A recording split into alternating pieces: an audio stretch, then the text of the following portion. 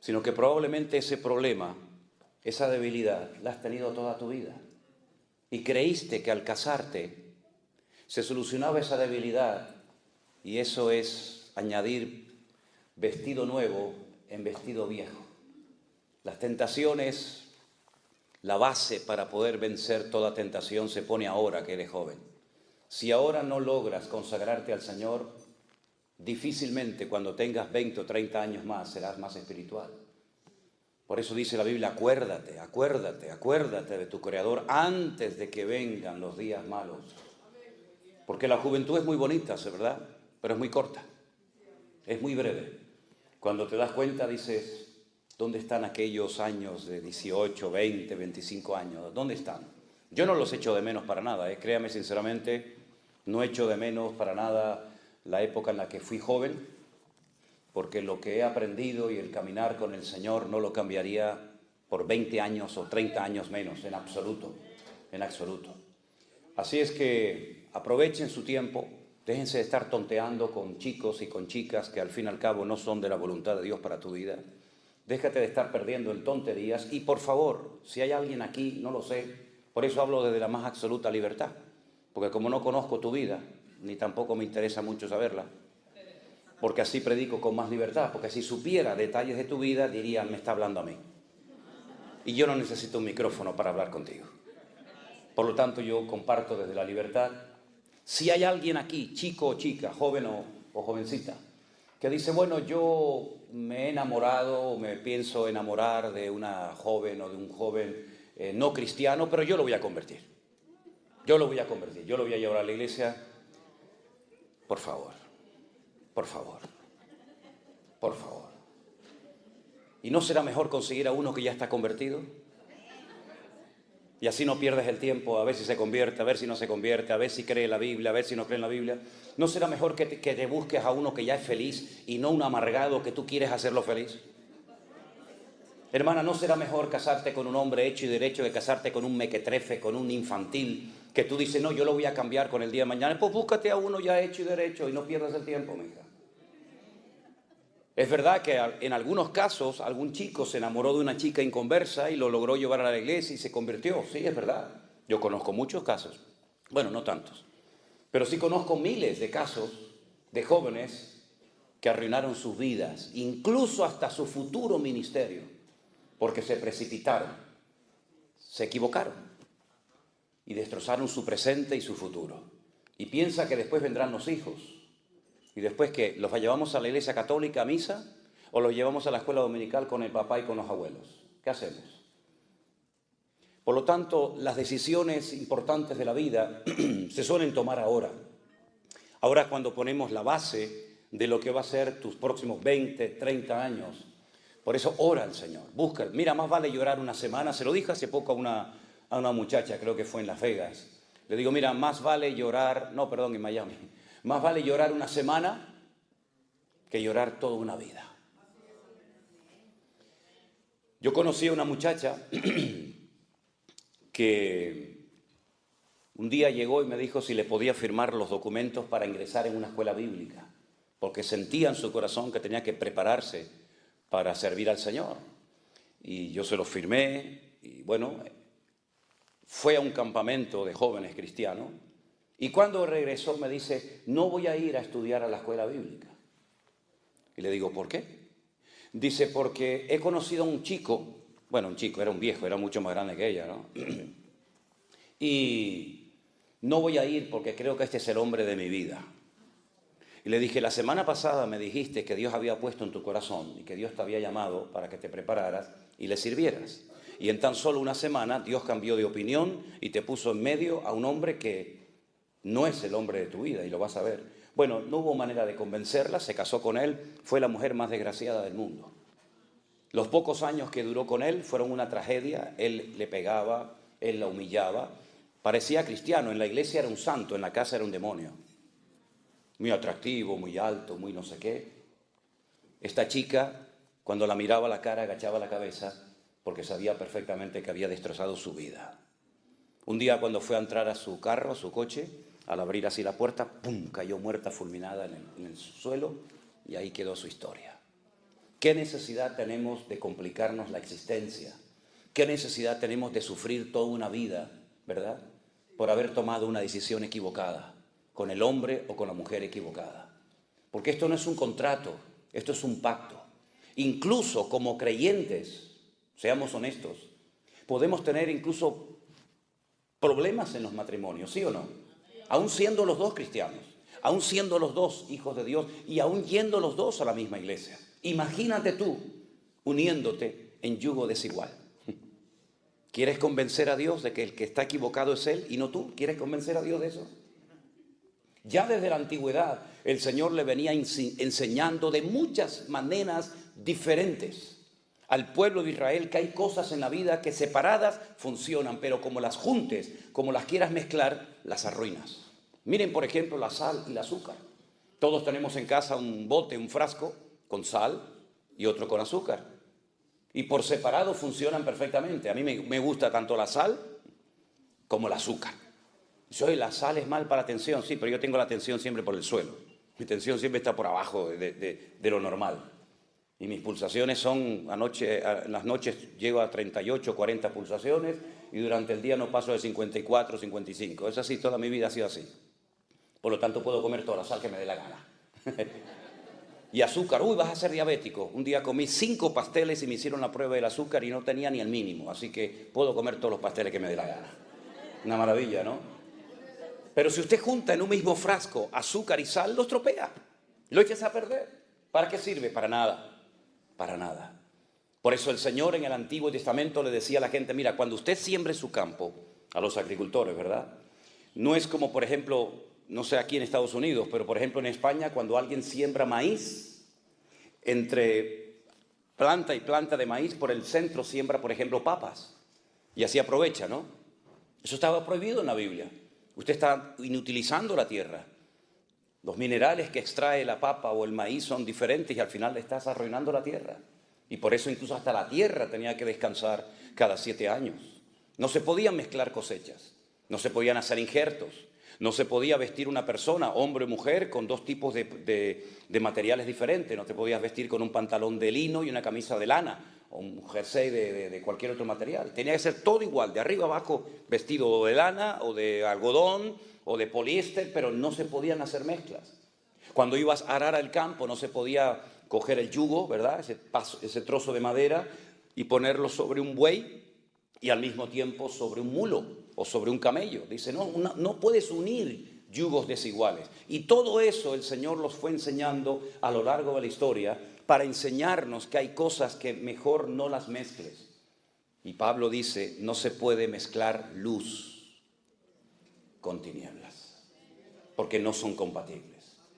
Y no sé por qué, pero usted sabe perfectamente, esto lo saben hasta los ateos, hasta los que no creen en Dios, que si usted tiene un saco pongamos de papas, hoy me dio por las papas, mañana hablaré de otra cosa.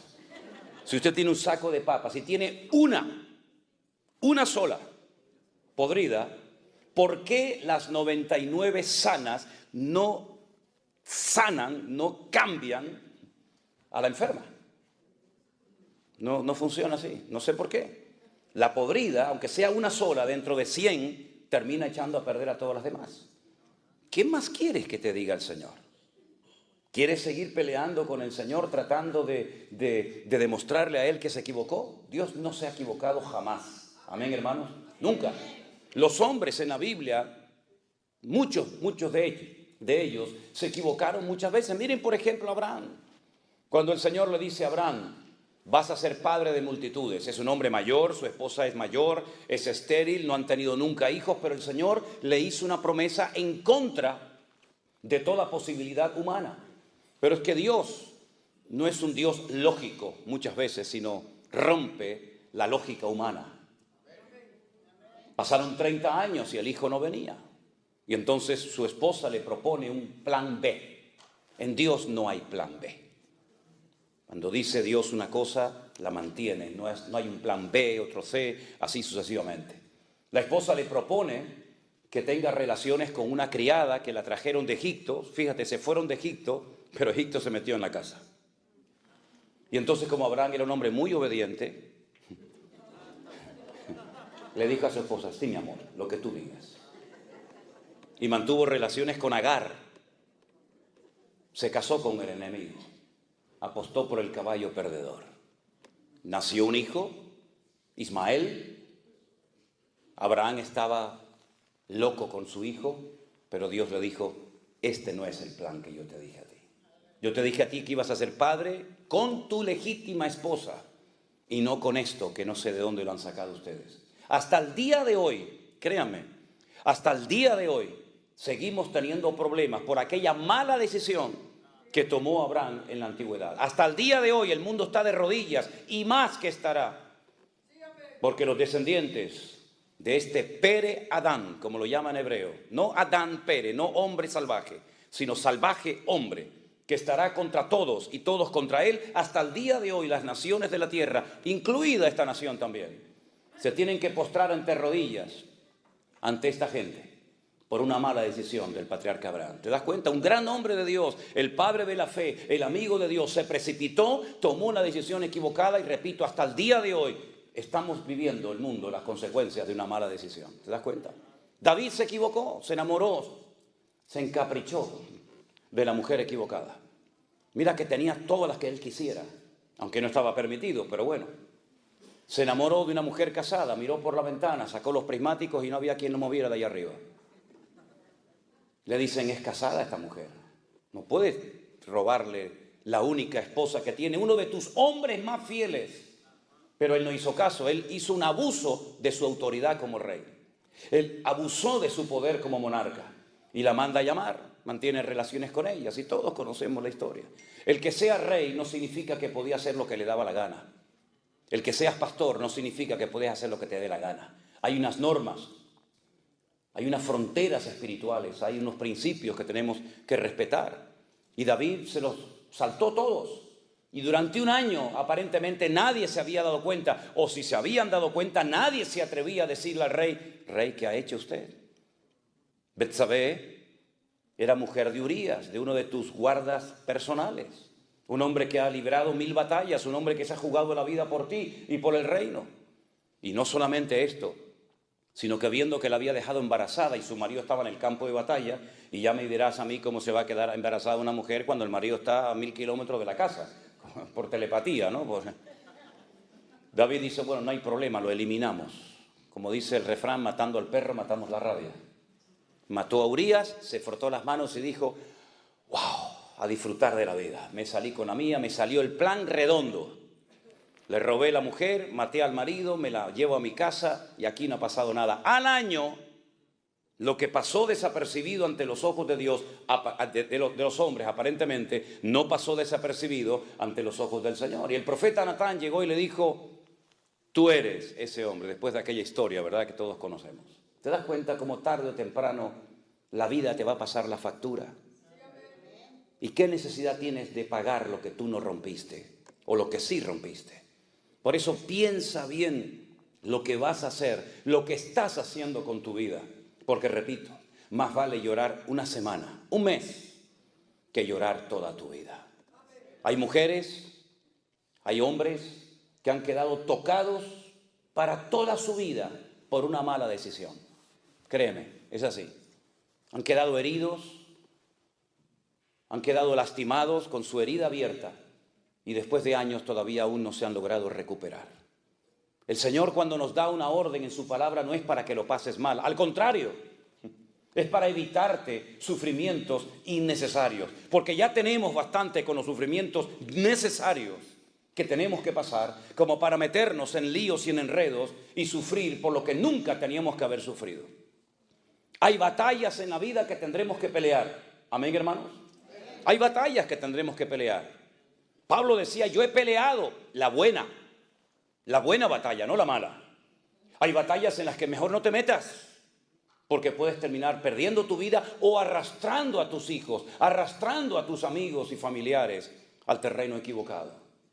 David iba a las batallas que el Señor le decía que fuera y obtenía victorias porque eran las batallas de Dios. Y él iba con el respaldo y el favor de Dios. Pero Jonatán, su íntimo amigo, fue un día a una batalla que nunca tenía que haber ido, jamás. Porque él sabía perfectamente que él no tenía que apoyar más a su padre porque ya ni siquiera Dios lo apoyaba. ¿Y por qué voy a apoyar? ¿Por qué voy a respaldar, incluso hasta con mi presencia, algo donde Dios ya no está? Dios le dijo al profeta Samuel, no ores más por él. Lo he desechado, no me sirve. Es un desobediente de pies a cabeza. Búscate a otro hombre, búscame un hombre conforme a mi corazón.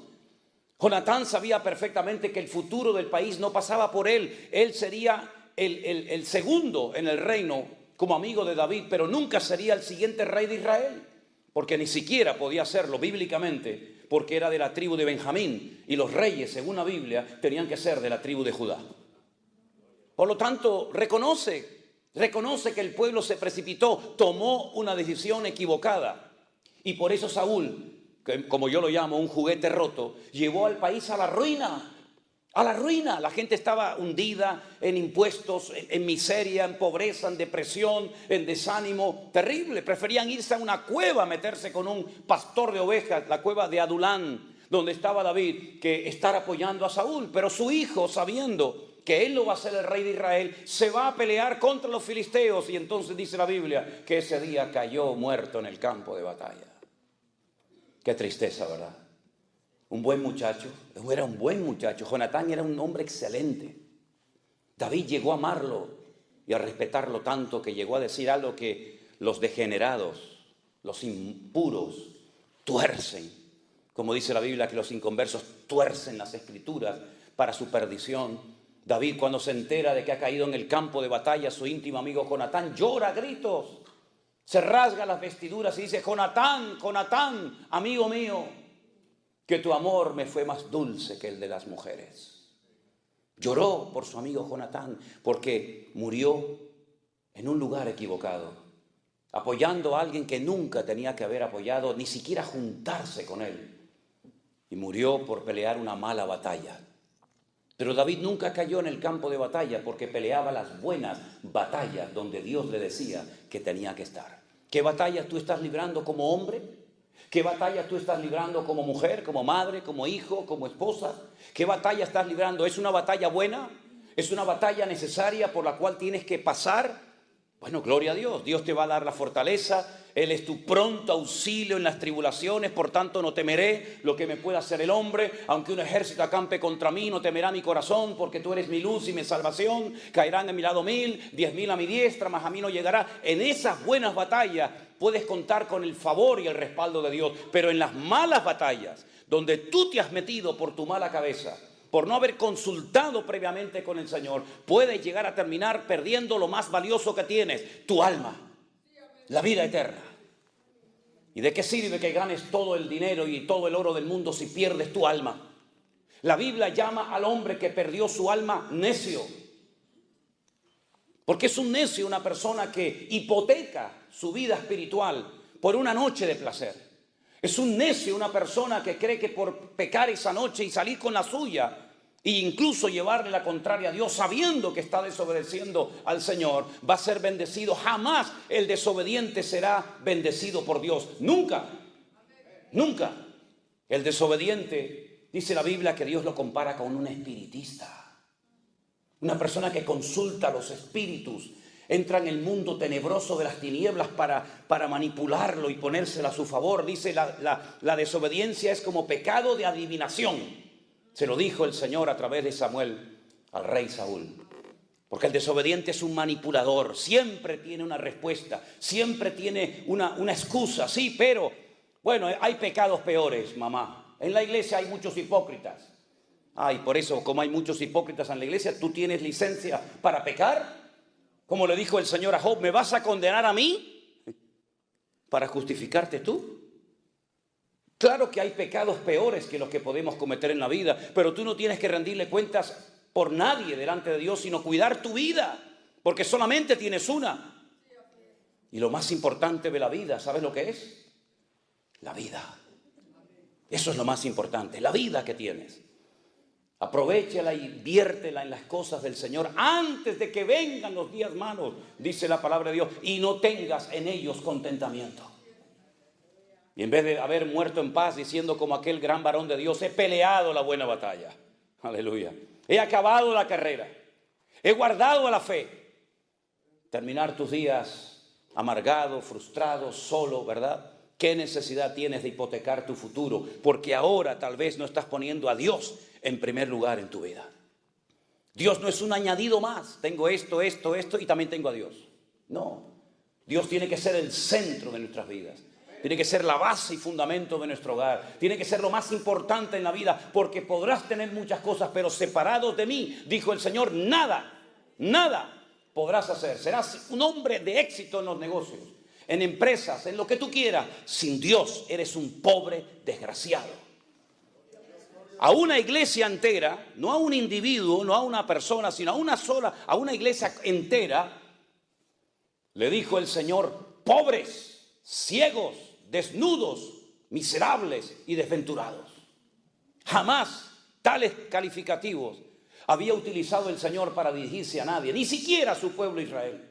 Sin embargo, esa iglesia que era la última mencionada en la Biblia, la iglesia de la Odisea, fíjate lo que ellos decían. Fíjate, escucha.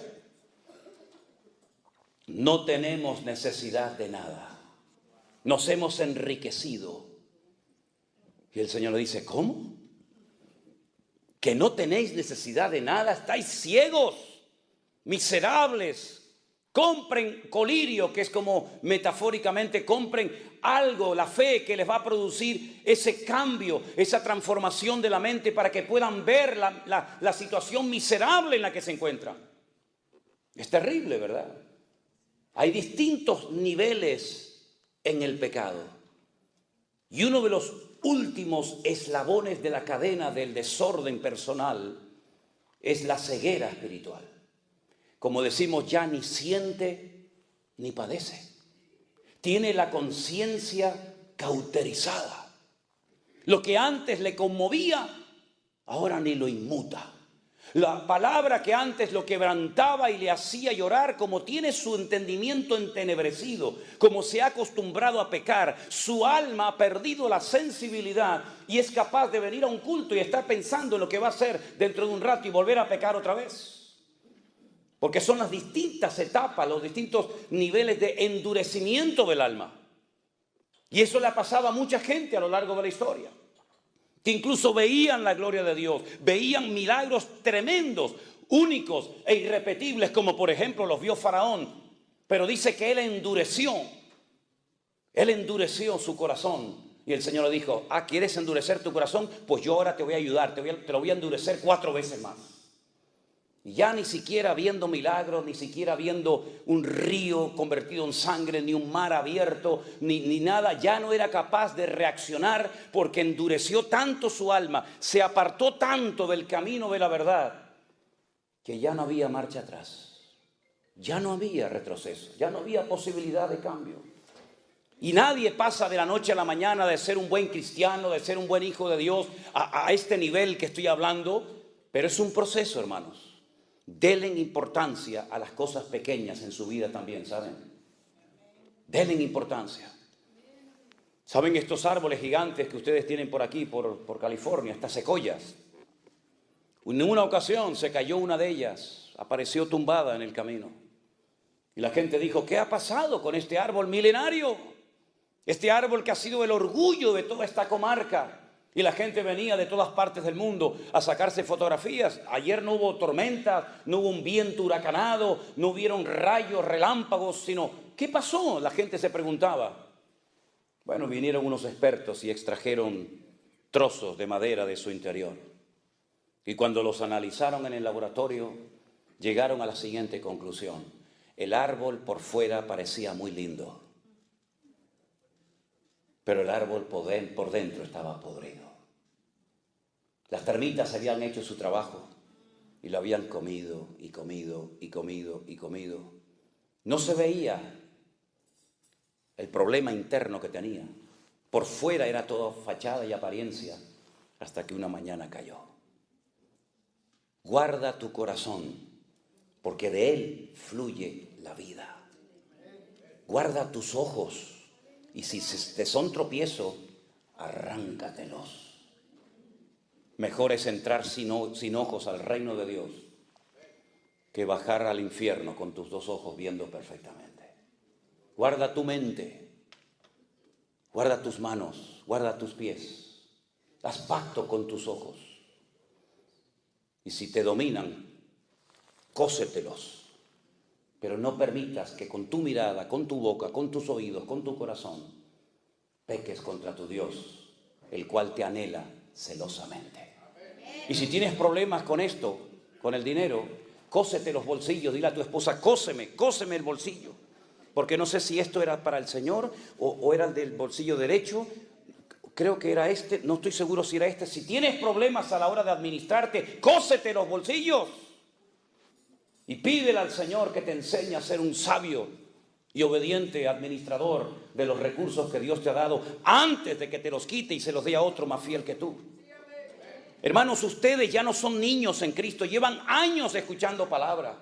No le estoy hablando a un grupito de niños de la escuela dominical que hay que enseñarles lo que es un versículo, un capítulo. Le estoy hablando supuestamente, se sobreentiende, a personas que ya tienen un nivel de conocimiento, de madurez. Ya algunos de ustedes llevan años en una, 2 o 3 o 20 iglesias. Tal vez incluso algunos de ustedes estuvieron sirviendo al Señor en la alabanza, en la predicación, en la enseñanza como misioneros, no lo sé. Pero hermanos, cuando uno ya lleva tiempo en el Señor, es tiempo de que uno demuestre, no con palabras, sino con acciones, que verdaderamente hemos madurado y crecido en Cristo Jesús. Y se nos tiene que exigir más a los que somos maduros en Cristo que a los que recién empiezan. Pero saben a veces lo que he visto, terrible, que a veces los nuevos, los que empiezan, le dan ejemplo a los viejos. Son más puntuales, son más consagrados, puedes contar con ellos para todos, ¿verdad? Y eso no debe ser así. La Biblia dice, Pablo le habla a los Corintios, 1 Corintios 13, cuando yo era niño, ¿qué hacía? Hablaba como un niño, pensaba como un niño, vivía como un niño, me comportaba como un niño, mas cuando ya fui hombre, dejé lo que era de niño. ¿Qué eres tú hoy? ¿Te hablo como un niño o como un hombre? Dime, ¿cómo quieres que te trate y cómo quieres que te ministre? ¿Como niño? Pablo dijo, cuando fui a vosotros no pude hablaros como espirituales. No pude, quería pero no podía. Porque aún sois niños. Niños carnales, inmaduros. ¿Y en qué se basaba Pablo para llamarles niños carnales? Dice, no sois niños y andáis como hombres, habiendo entre vosotros celos y disensiones, y diciendo yo soy de Pablo y yo soy de Apolo. ¿Eso es una señal de madurez? ¿Eso es una señal de madurez? Por eso tuve que dar leche, porque no erais ni sois capaces todavía. Pues habiendo entre vosotros celos, iras y contienda, no sois carnales y andáis como los hombres. Pero ojo, eso lo dice Pablo en el capítulo 3 de Primera de Corintios. Pero si usted lee Primera de Corintios capítulo 1, Pablo dice, hermanos, doy gracias al Señor de que nada os falta en ningún don. Nada. La única iglesia de toda la cristiandad que podía presumir, entre comillas, de tener todos los dones dentro de la congregación, todos. Y Pablo menciona en 1 Corintios 12, 9 dones. No son los únicos. Hay otra lista en Romanos 12, que usted tiene que leerla también. Pero en 1 Corintios él menciona 9 dones, clasificados en 3 grupos diferentes. Dones de poder, dones de expresión, dones de revelación. Ningún don falta en la iglesia de Corinto. Capítulo 1. Capítulo 3. Niños, inmaduros, carnales. Y uno dice, pero ¿cómo es posible que esta gente que estaba hace 10 minutos hablando en lenguas y profetizando y haciendo cosas tremendas, sea capaz, la misma gente, en un momento, de comportarse como niños y como carnales? ¿Es que acaso no nos puede pasar eso a nosotros hoy en día, hermanos? Menos mal que nosotros no vivimos en la época bíblica. Menos mal. Porque a lo mejor en vez de hablar de que David se asomó a la ventana y miró a la vecina y la codició, a lo mejor hubiera salido mi nombre en ese capítulo. Menos mal que yo no estaba la noche que Jesús dijo, hay uno de vosotros que me va a entregar. Y también le dijo a uno de ellos, y antes de que el gallo cante 3 veces tú me negarás. Menos mal que yo no estaba esa noche en esa habitación. Porque a lo mejor en vez de hablar de Pedro, hubiera salido mi nombre diciéndose, yo no conozco a este hombre, no lo conozco, no sé quién es. Menos mal que nosotros no nacimos en aquella época. Porque la Biblia habla de Demas, la Biblia habla de Alejandro, la Biblia habla de Pedro que negó al Señor, la Biblia habla del pecado de David, la Biblia habla de tantos pecados de hombres, pero porque no estábamos nosotros allí. Porque si hubiéramos estado nosotros allí, amigo, otro gallo cantaría. Capaz que en vez del nombre de ellos, sería nuestro. ¿No crees? Ese hombre Pedro que caminó por encima de las aguas, que con su sombra en la iglesia primitiva, dice que cuando caía su sombra sobre los enfermos, muchos de ellos eran sanados. Ese mismo hombre, cuando el Señor en el norte de Israel, donde tú estuviste, Jeremías, en Banias, en Cesarea de Filipo, pregunta al Señor, ¿quién dicen los hombres que soy yo? Todos mantuvieron el más absoluto silencio. Nadie era capaz de decir, tú eres esta persona para mí. Todavía como que no lo tenían muy claro.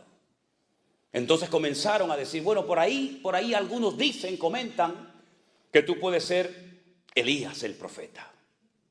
Como los judíos estaban esperando a Elías, pues puede ser que este fuera el Elías que esperábamos.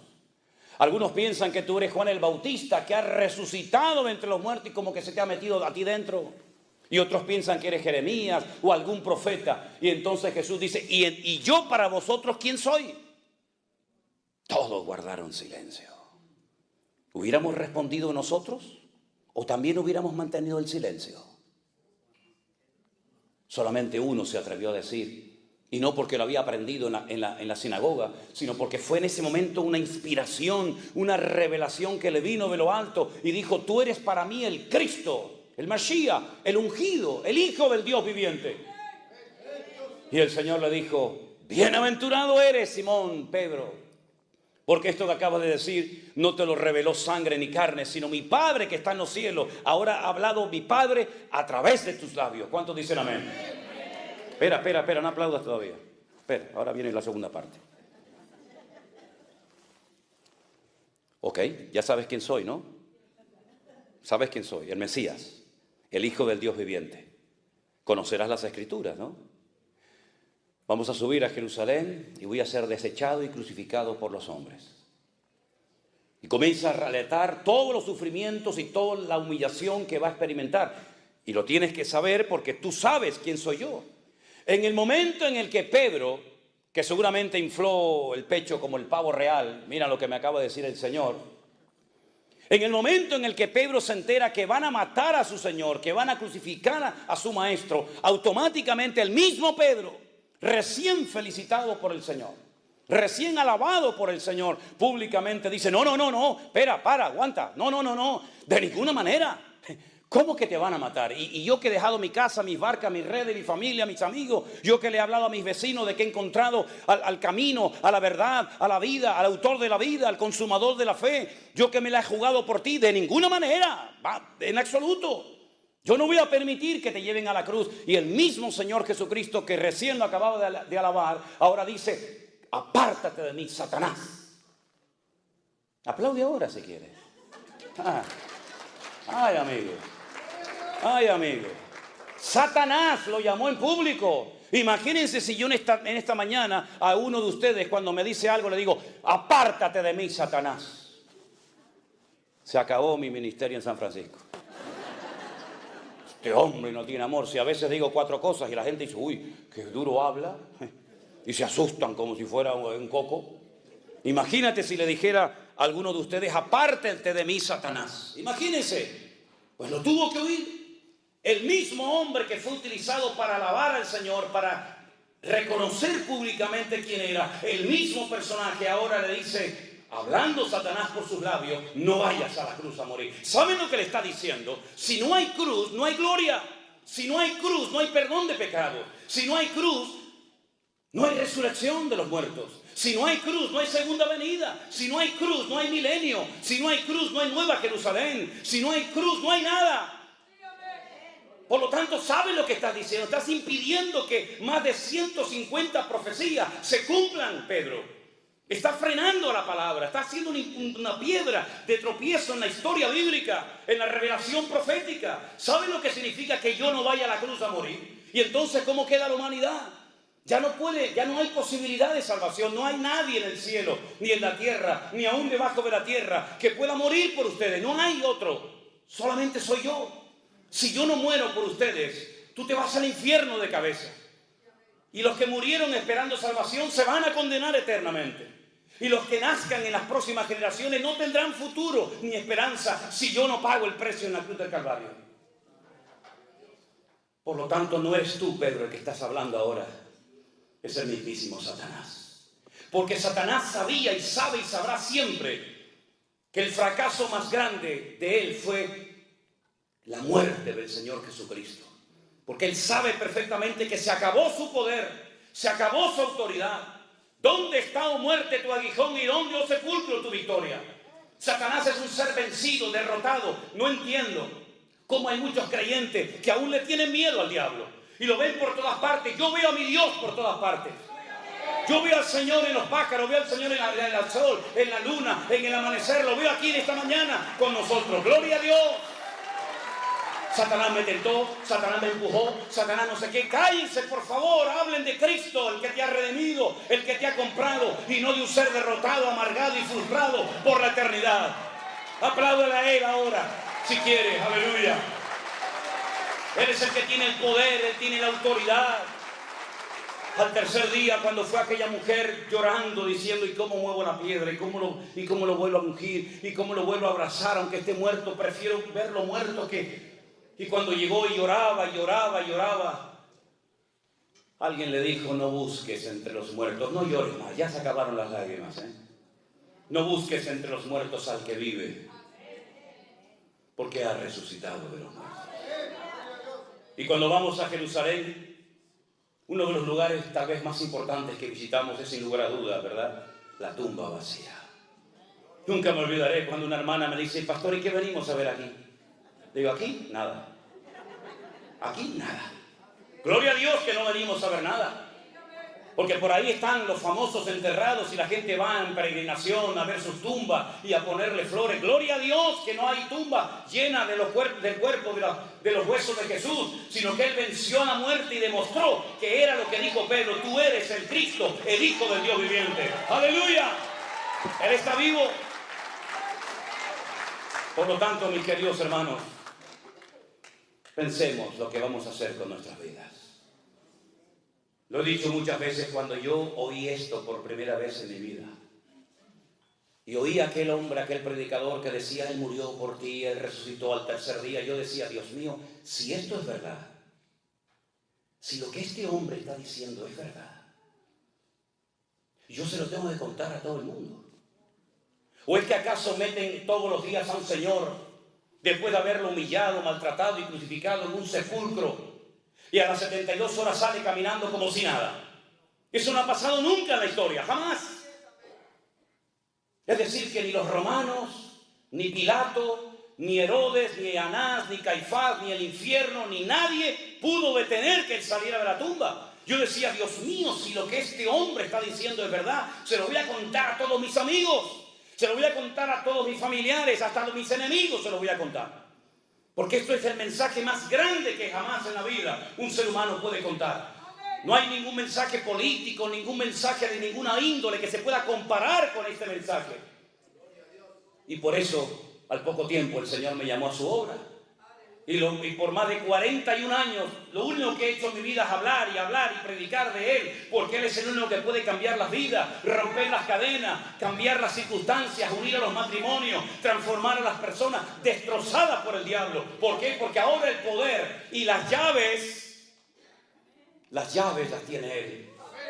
Por eso le dijo a Juan en la isla de Patmos, yo me ore, Juan, tranquilo, no te preocupes, yo sé que te doy miedo, porque nunca me has visto así. Con los ojos como llama de fuego, con los cabellos blancos como la lana y con una voz como si fuera estruendo de muchas aguas. Yo sé que has caído a mis pies como muerto, pero no tengas miedo, Juan, no te preocupes. Yo soy el primero y el último, el que estuve muerto, mas he aquí que vivo por los siglos de los siglos, amén. Y tengo las llaves de la muerte y del Hades. Y el que tiene las llaves es el que tiene el poder y la autoridad. Y yo soy el que tengo la autoridad arriba en el cielo, abajo en la tierra y aún debajo de la tierra. Yo tengo autoridad, yo tengo poder porque he vencido al diablo y a sus demonios. Y esa autoridad no se la llevó el Señor a la gloria. El Señor nos dio esa autoridad a ti y a mí como cristianos. Por eso dice la Biblia en Marcos: id por todo el mundo y predicad el evangelio a toda criatura. El que creyere y fuere bautizado será salvo, mas el que no creyere será condenado. Por eso dice la Biblia: en mi nombre echarán fuera demonios, en mi nombre hablarán nuevas lenguas, en mi nombre pondrán las manos sobre los enfermos y sanarán. Porque no es un nombre de un cadáver, no es un nombre de un muerto, no es un nombre de un santo, de una virgen, de un párroco, de un papa. Es el nombre sobre todo nombre. El nombre de Jesús, ante el cual toda rodilla se doblará y toda lengua confesará que Él es el Señor, para gloria de Dios Padre. Amén, aleluya. Y es en ese nombre que nos juntamos en esta mañana aquí. Y por eso hay gente entre nosotros que dejó la droga. Porque Cristo tiene más poder que la heroína. Y por eso hay gente que salió de la santería y de la brujería, porque Cristo tiene más poder que los demonios. Y me da igual si matan pavos, si ponen velas negras, si echan agua de coco. Me da igual lo que hagan. El que controla y tiene las llaves no es el santero y el brujo de la esquina, que cuando le llama a la gente para: dígame por favor si mi marido va a venir, dígame si está con otra, tráigamelo por favor y dígame si voy a ser feliz. Le dice: ¿y cómo se llama usted? Hágame el favor, caballero, usted me va a arreglar la vida y no sabe ni cómo me llamo. Empecemos por ahí. Dígame cómo me llamo, dígame el número de mi pasaporte, dígame el número de zapatos que uso, dígame el número de zapatos y de pantalones y de calzoncillos que uso, dígamelo. Dígame qué comí la semana pasada. Dígame cómo duermo. Dígame qué es lo primero que hago al acostarme, al levantarme. Dígamelo. Cuénteme de los detalles de mi vida. Y después comenzaré a abrir mi corazón a contarte a ti mi vida. Me tienes que preguntar: ¿estás casado o soltero? ¿A ti qué te importa si estoy casado o soltero? ¿De qué signo eres? Míralo ahí. Tú que tienes tanto poder, míralo ahí, a ver de cuál soy. Sin embargo, al Señor no le tienes que decir nada.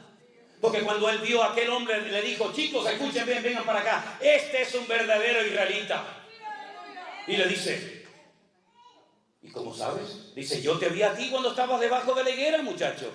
Y le dijo: Dios mío, dice, no te asustes. A partir de ahora verás más cosas más grandes que esa. El Señor sabe cómo eras en el vientre de tu madre y sabía si ibas a ser varón o hembra. Porque no hay otro más que varón o hembra, ¿eh?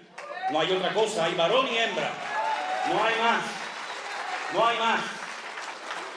Aunque los degenerados digan que hay 37 sexos diferentes, mentira. No hay más, hay varón y hembra. Así dice la Biblia que Dios los creó. Es que soy una mujer en cuerpo de hombre. Tú lo que eres un tarado, que no es lo mismo. Un enfermo, que necesitas ayuda urgente, hijo. Falta una identidad tremenda, ¿verdad? Al Señor no tenemos que contarle nuestros secretos, porque Él dice que Dios nos entretejió en el vientre de nuestra madre.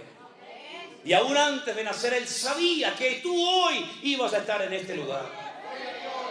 Y te capacitó para que fueras una persona que viviera siempre como cabeza y no como cola, arrastrándote por la vida, sino de victoria en victoria, de gloria en gloria, de triunfo en triunfo y de bendición en bendición. Ese es nuestro Dios. Vendrán luchas y dificultades, da igual, mayor es el que está en mí que el que viene contra mí. Pablo decía: les voy a dar una lista de todo lo que yo he superado en la vida.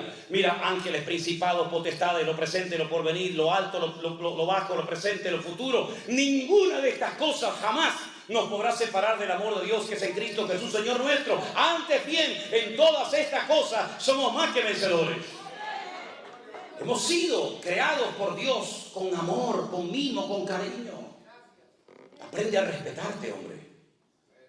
Aprende a valorarte. Dios te hizo así como tú eres. Y el día que tus padres tuvieron relación, 5, 6, 7, 8, 9, 10 millones, depende, podían haber nacido antes que tú. Pero ¿saben qué? Yo llegué el primero. ¿Me están entendiendo? Yo no sé dónde se quedaron los 9 millones, ni me interesa.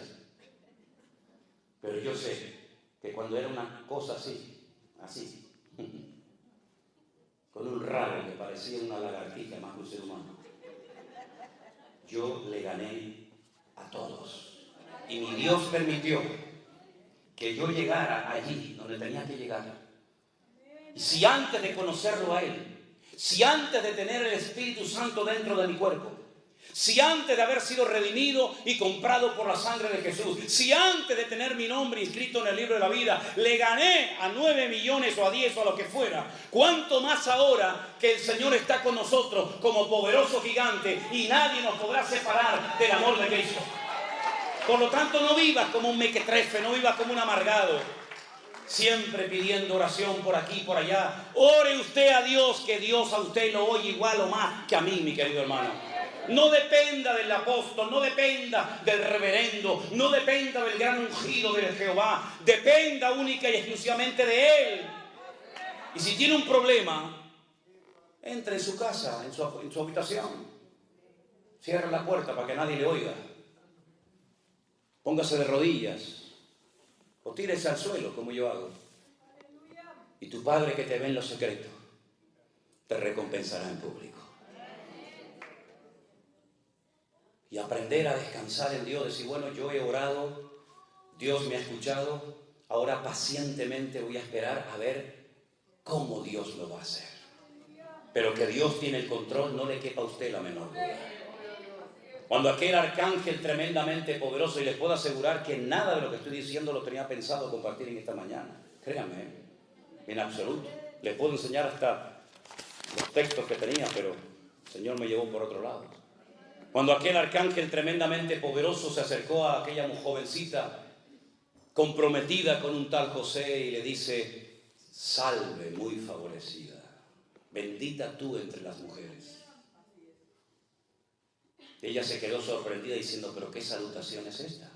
Jamás Dios, jamás ningún arcángel le ha dicho a una mujer a lo largo de la historia de la humanidad, bendita tú entre todas las mujeres. Y le da 7 profecías, están en Lucas, 7 profecías, 4 se han cumplido, 3 todavía faltan por cumplirse. Tendrás un hijo que reinará sobre la casa de Jacob para siempre, su reino no tendrá fin. Y ella oye aquello y se queda tan impactada. Y la única pregunta que le hace a aquel poderoso ser angelical es, ¿cómo? Porque lo que me estás profetizando es inmenso. Ni Sara, ni Rebeca, ni Ruth, ni Esther, nadie jamás ha recibido semejante sorpresa y bendición. ¿Cómo? ¿Cómo? Porque estoy simplemente comprometida, ni siquiera estoy casada todavía con mi marido. Y la respuesta fue la misma respuesta que Dios a ti y a mí nos dará siempre cuando le preguntemos al Señor, ¿cómo lo vas a hacer, Señor? Le dijo, lo que es imposible para los hombres es posible para Dios. El Espíritu Santo vendrá sobre ti y te cubrirá la sombra del Omnipotente. Así es como Dios hace la obra. A veces invisible, ¿o es que acaso alguien ve al Espíritu Santo? ¿Verdad que no?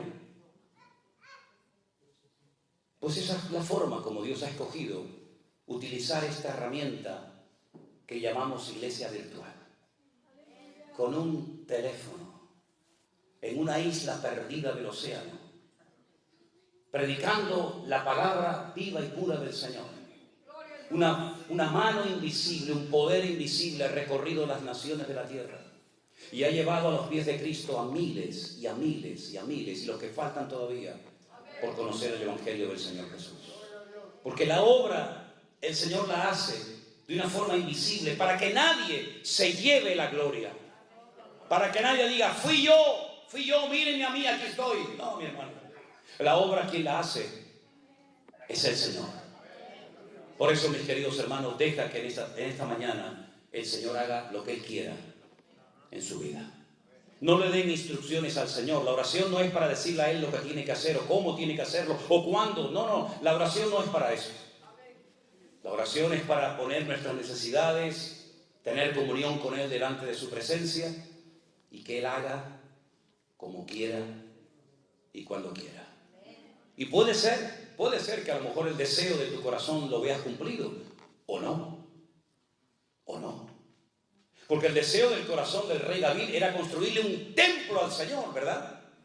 Y el Señor le dijo, no, pero Señor, tengo el oro, tengo la madera, tengo los planos, llevo toda la vida inventándome instrumentos musicales, llevo toda la vida componiendo salmos para que cuando se inaugure el templo, la gente cante tu palabra y te alaben y te adoren a ti. Y el Señor le dijo, no lo vas a construir, lo va a edificar tu hijo.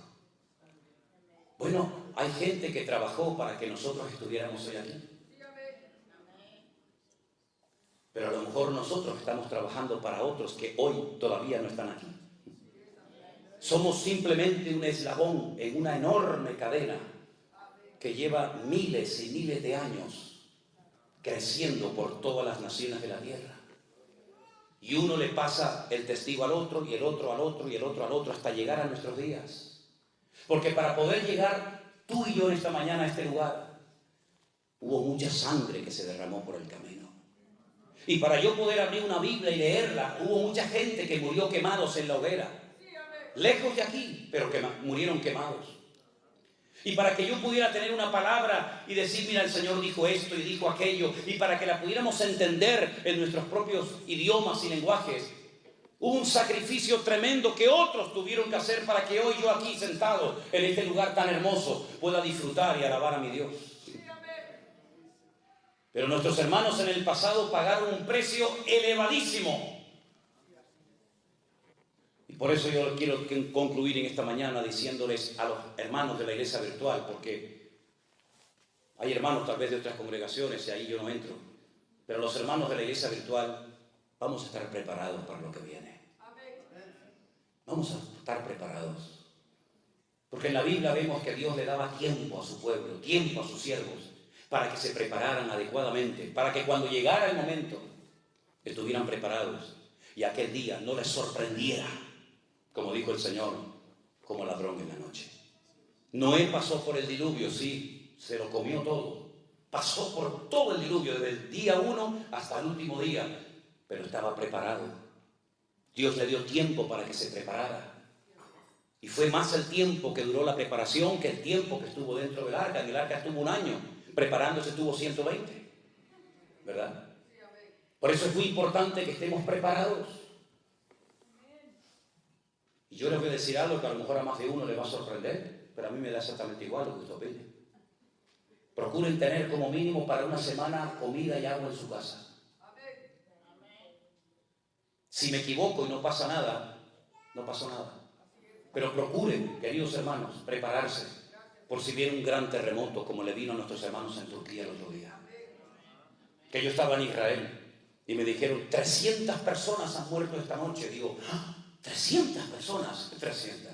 A los pocos días había 50.000, 60.000, 70.000, 100.000 y nunca se sabrá cuántas personas murieron allí en ese terremoto. ¿Son ellos peor cristianos, los hermanos que murieron, iglesias que se cayeron, pastores que murieron, jóvenes que murieron que nosotros? Estemos preparados, queridos hermanos. Los tiempos que se avecinan no son tiempos fáciles, ni para la economía, ni en el mundo espiritual, ni para la familia. ¿O es que no estamos viendo cómo el mundo está, hermano, entrando en un sistema, en un caos, como yo digo, en coma? ¿No estamos viendo cómo las familias están siendo sacudidas en todas partes del mundo? Lo que le enseñan a nuestros hijos en las escuelas y en las universidades, jamás pensábamos que iba a ocurrir en nuestro tiempo, pero ya lo estamos viendo, ya está aquí. El mismo Señor Jesucristo le dijo a sus discípulos, y nosotros hoy somos sus discípulos, que la maldad se multiplicaría, y por haberse multiplicado la maldad, el amor de muchos se enfriaría. ¿No hemos visto a miles de cristianos, miles de iglesias frías, tibias, incluso hasta que se cerraron en unos poquitos meses de pandemia? Ay, si la pandemia hubiera durado un par de años, ¿cuántos hubieran permanecido en pie? Simplemente unos meses, unas cuantas semanas sirvieron para demostrar la realidad, la poca base, la poca consagración, la poca santidad que había allá adentro. ¿Y cuántas iglesias se cerraron y nunca más se abrieron? Iglesias con poca gente, iglesias con mucha gente, iglesias con cientos de personas, iglesias hasta con miles de personas se cerraron porque no aguantaron el fuego de la prueba. Pero el Señor nos está hablando muy claramente de hace mucho tiempo, hermanos. No entren en el sistema del mundo, porque serán víctimas del sistema del mundo. Miren al Señor, tengan los oídos abiertos, recuperen la sensibilidad, el olfato, sepan leer las cosas que están sucediendo a nuestro alrededor. Miren cómo está Israel, miren cómo está Europa, miren cómo está América, miren cómo está Latinoamérica, miren cómo está el mundo, hermanos. Dice el Señor, si el Señor no acortare aquellos días, nadie se salvaría. Fíjate lo difícil que se va a poner la situación a nivel mundial. Por eso la iglesia no puede estar tonteando y jugando y criticándose y dividiéndose. La iglesia tiene que despertar del sueño y prepararse, velar y orar para que aquel día nos sorprenda como ladrón en la noche.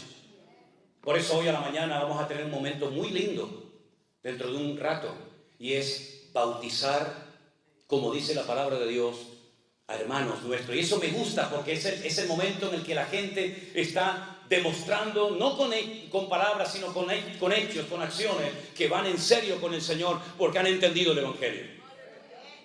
Los hermanos que se van a bautizar están esta mañana aquí. Están entre nosotros. ¿Pueden poner de pie, por favor?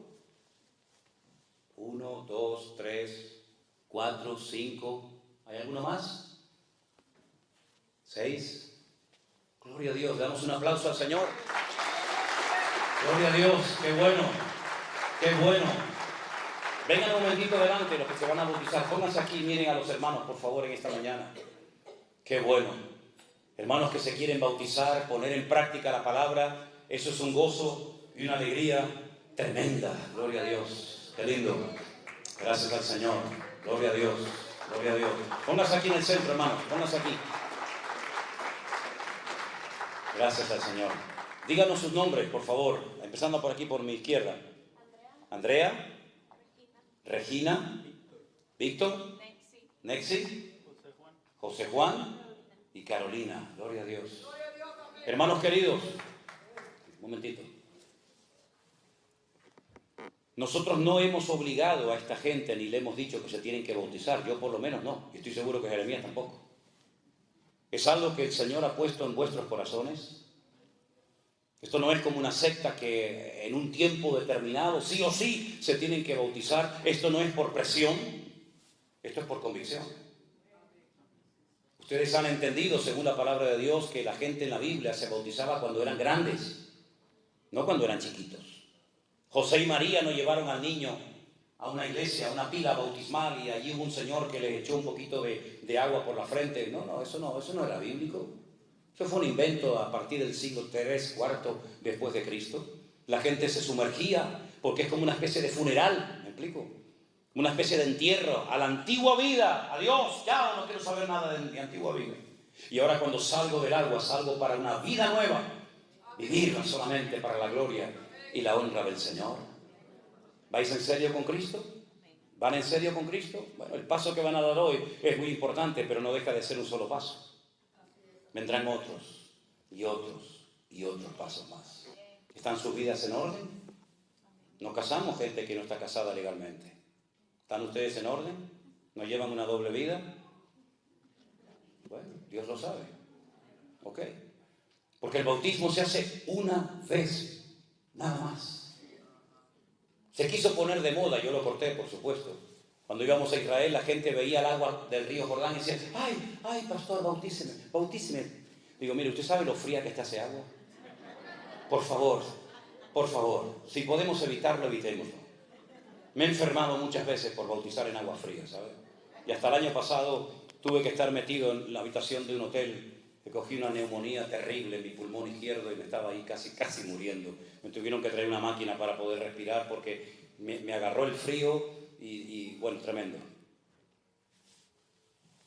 Y le digo, ¿por qué se quiere bautizar? Y dice, no, yo ya estoy bautizada, pastor.